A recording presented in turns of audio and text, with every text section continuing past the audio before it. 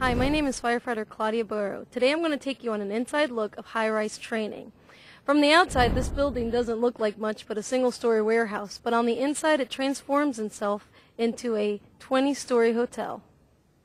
Now I'm going to take you on a behind-the-scenes look of the high-rise training. We find ourselves here in the main lobby, and if you look over here, this is the front desk. This is where command will set up the command post. Command is going to be one person that's in charge of the whole scene. When command arrives, all the units arrive thereafter, they come and they see that person and they receive their orders. Joining us now is Lieutenant Sue Hickman with Orange County Fire Rescue Department. She's one of the instructors for the high-rise training. Lieutenant Hickman, thank you for joining us today. My pleasure. In a real hotel, where would we find this control room? It could be located anywhere in the structure. Typically what we do is we talk with the management, or we have maps, or we visited the hotel prior to the alarm and we have a sense of where the layout is. But every hotel and big buildings are going to have a control room like this. So this control room has a lot of equipment. Can you explain the equipment to us, please? Yes.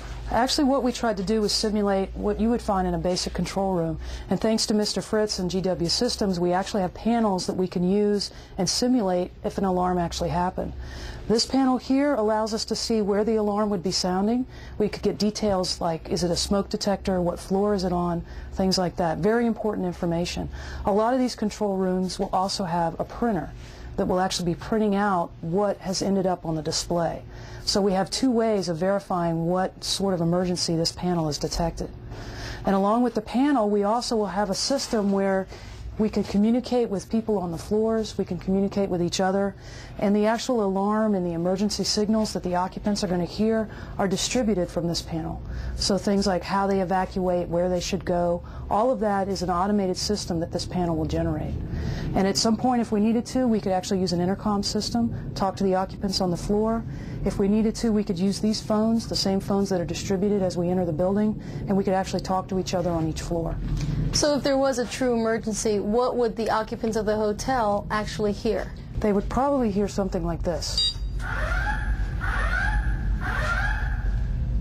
Attention police, there has been a report of emergency. Now we find ourselves inside the elevator. And Lieutenant Hickman, exactly what kind of training goes on inside an elevator?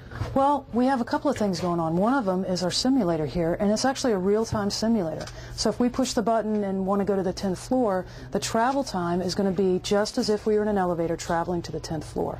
So it creates an element of realism for the firefighters inside the prop. What else can you tell us about this elevator?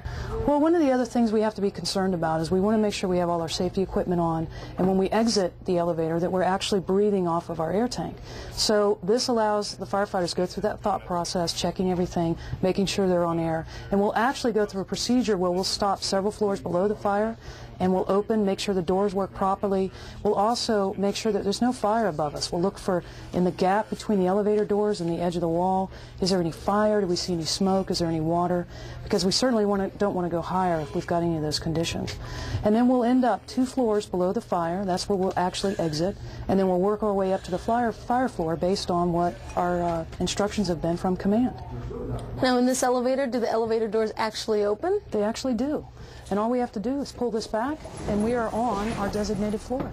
So for the purpose of this training, what floor would we be on right now? The 18th floor, because for this drill that would put us 2 floors below the fire floor. And at this point the crews would exit the elevator and they would actually investigate this floor because they want to get a sense of the layout before they actually go up to the fire floor. And it's usually in a hotel would be similar as the other floors. Exactly. Okay. Okay, so let's recap. We got off on the 18th floor. Yes. We walked through, we looked at the layout. Now we find ourselves on the 19th floor. Exactly. How did we get here? Well, it's exactly where we want to be. What we need at this point is to find a water supply for our hoses, and we want to do that the floor below the fire floor. And what we have here is an actual standpipe, a working standpipe system, just like we would find in a high-rise structure. The crews will come in, attach here, lay out their hose, and when they're ready, one of the crew members will open the valve, and we'll have water that they can actually use up on the fire floor. And now this hose is a hose that they bring, or is this hose that's already available to them on the fire floor? Or on No, we always bring our own hose. So this is equipment, imagine, that they have had to lug up. If there were no elevator, they're going to have to carry this all the way up the stairs. Lieutenant, now that we find ourselves at the stairwell, what happens here? Well, in a real situation and even during our drill, this area becomes very congested. A lot of activity going on. And that's why we would actually put somebody in charge in this area to help manage all the activity that's going on. And that person is going to report to that person that's in command that's down in the lobby on the first floor. So once this has been established and the crews start making their way up, the next thing is to gain entry into the space. Now we've made our way to the door at the fire floor. What happens now? Well, now the first thing we want to do is evaluate what we've got in front of us. Do we see any smoke coming around the door? We're actually going to feel the door and check for any heat. And then, based on what we find, we'll know how to make entry. The other thing we're going to do is that hose line we brought up with us, we're going to charge it. We're going to bleed off any air that might have been trapped in that hose, make sure our nozzle setting is all set, and then we'll actually make entry. With full protective gear at this point? Yes, absolutely. Full protective gear. And the last thing they'll do before they gain entry is they're going to give a report who they are and where they're entering. You ready to go? I'm ready. Let's do it.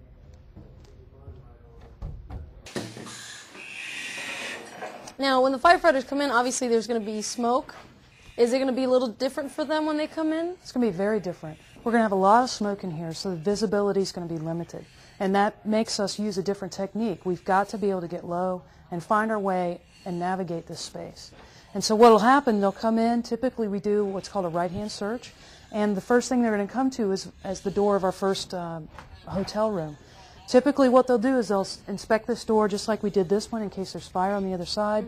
They're also going to make markings as they enter, and that lets everybody know this is where they entered. And once they leave, they'll make another mark letting people know that they've checked this room.